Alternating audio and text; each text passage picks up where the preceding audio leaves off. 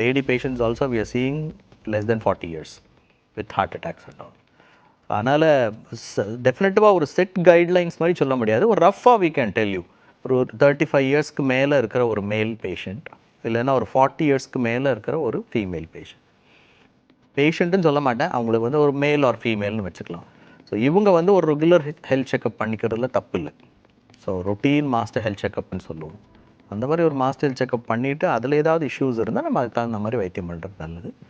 How frequent you two அப்படிங்கிறது next question. இப்போ 35 வயசில் நான் ஒரு தடவை பண்ணிட்டேன் டாக்டர், அதுக்கப்புறம் நான் திரும்ப நெக்ஸ்ட் எப்போ பண்ணணும், எனக்கு ஒன்றும் பிரச்சனை இல்லை, but do I need to do it regularly, in which case how frequently, இதுதான் நெக்ஸ்ட் கொஸ்டின் வரும். எல்லாருக்குமே ஒரு டவுட் வரும். ஜென்ரலாக தெர் இஸ் நோ கைட்லைன்ஸ் அந்த மாதிரி. இப்போ ஒன்றுமே பிரச்சனை இல்லை, 35 வயசில் நீங்கள் ஒரு தடவை ஹார்ட் செக்அப் பண்ணுறீங்க, அது எந்த ப்ராப்ளமே இல்லை, சுகர் நல்லாயிருக்கு, கொலஸ்ட்ரால் நல்லாயிருக்கு, வெயிட்டும் கரெக்டாக இருக்கீங்க அப்படின்னா maintain a good life style, அவ்வளோதான். 5 வருஷத்துக்கு ஒரு தடவை பண்ணினா போகிறோம் ஹெல்த் செக்அப்லாம். ஏதாவது பிரச்சனை இருக்குது, கொலஸ்ட்ரால் கொஞ்சம் கூட இருக்குது, ப்ரெஷர் கொஞ்சம் கூட இருக்குது அப்படின்னா நம்ம அதுக்கு தகுந்த மாதிரி ஒன்ஸ் இன் 2 இயர்ஸ் 3 இயர்ஸ்க்கு ஒரு தடவை ரெகுலர் செக் பண்ணிவிட்டு உங்கள் ஃபேமிலி டாக்டரை கன்சல்ட் பண்ணாலே போதும்.